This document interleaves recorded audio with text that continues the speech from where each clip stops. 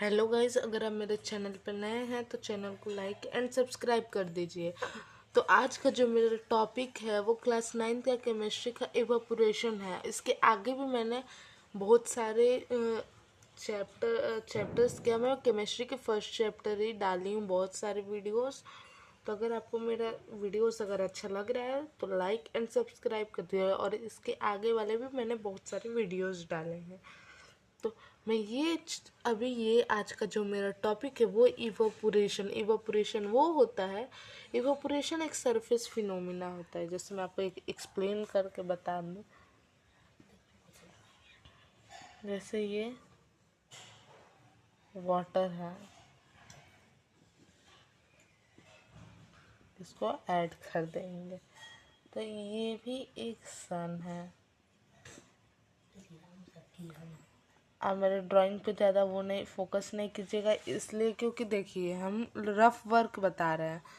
तो जो वाटर होता है ना, ये एक सरफेस फिनोमिना होता है। ये जो पूरा वाटर जो होता है ये पूरा क्या होता है, सरफेस फिनोमिना।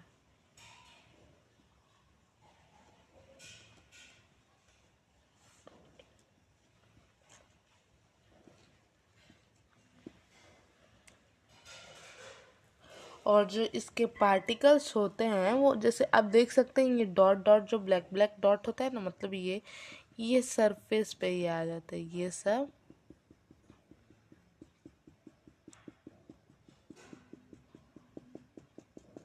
सब सरफेस पे आ जाते हैं, जो छोटे छोटे पार्टिकल्स होते हैं। और वो फोर्स ऑफ अट्रैक्शन को ओवरकम करने के लिए जाता है। और जो लिक्विड के पार्टिकल्स होते हैं वो चेंज होकर वेपर में हो जाते हैं। तो आप देख सकते हैं। और मैं आपका अभी डिफिनीशन भी मैं लिखवा दूँ, आप डायग्राम के साथ में वापस से एक्सप्लेन कर दूँ। ये एक सन है। नॉट, आप मेरे ड्राइंग पे फोकस नहीं कीजिएगा, ड्राइंग कैसा भी होता है। तो ये जैसे सन है, तो ये एक वो है, आप सी मान सकते हैं। तो जो सी के वाटर लेवल है आप देख सकते हैं, उसमें छोटे छोटे पार्टिकल्स होते हैं। तो उसमें फोर्स ऑफ अट्रैक्शन होता है। और ये जो लेयर होता है ना वाटर का, सबसे देखिए जैसे मैं अभी इरेज करके आपको दिखा रही हूँ, तो ये एक सरफेस फिनोमिना है।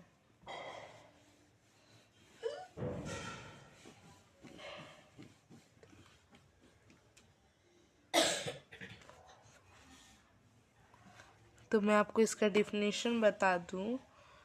Particles form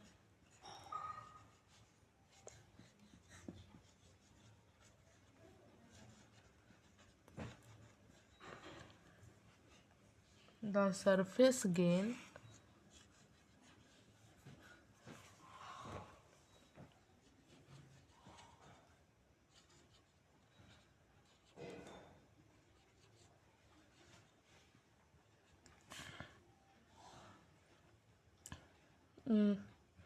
energy to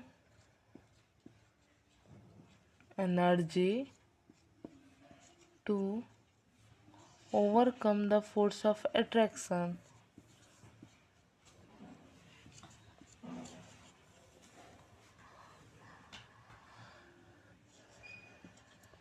Force of attraction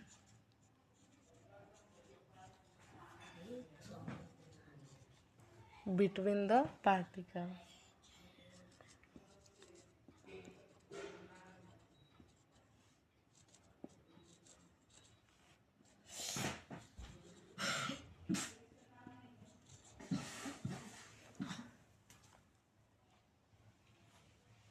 sorry अगर आपको थोड़ा सा इशू हुआ हो, तो मैं आपको इवापोरेशन का मैं वापस से बता दूँ। थोड़ा लाइट वो हो जा रहा है, एक मिनट।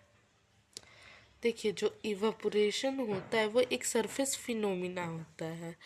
और जो उसके पार्टिकल्स होते हैं वो सरफेस को ना गेन करते हैं।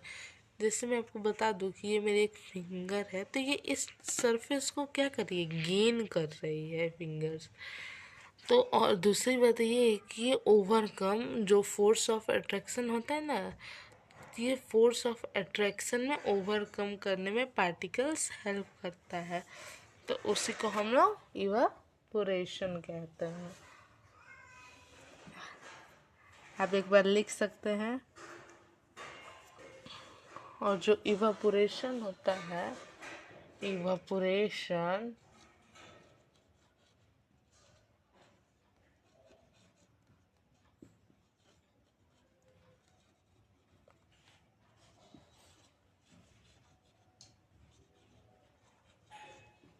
इवेपोरेशन और कूलिंग।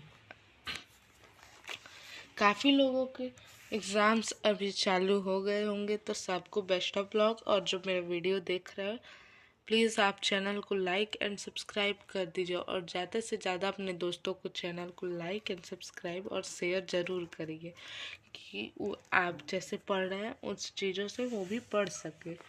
तो आप लिख लीजिए थोड़ी देर के लिए।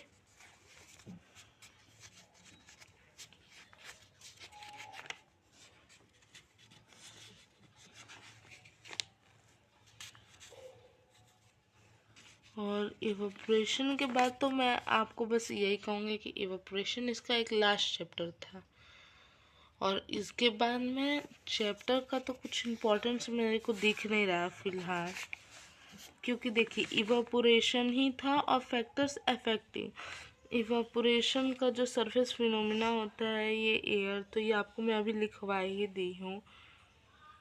और जो liquid evaporation particles liquid absorb to the surrounding present. तो मैं अब आपको इंटरनली क्वेश्चन कराऊंगी।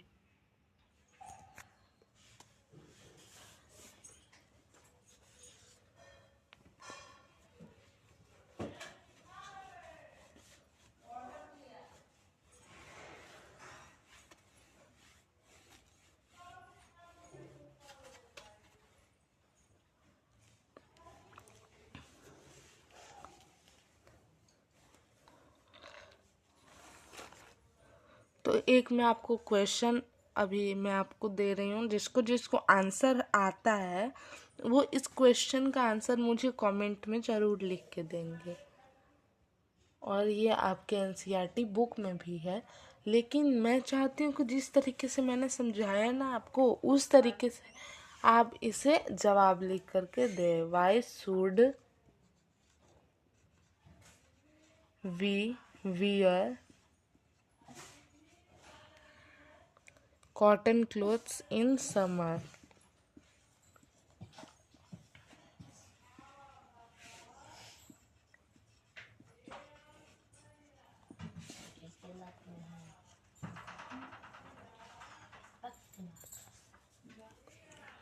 ये क्वेश्चन है जिसको जिसको आता, मतलब मैंने अभी तक जितना आपको इस चैप्टर में बताया है, आप उस क्वेश्चन को लिख सकते हैं।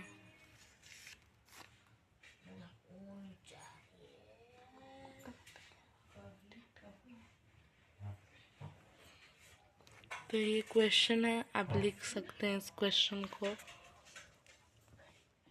ऐसा मैं आपको बहुत सारे क्वेश्चंस भी दूंगी जो आप कर सकें।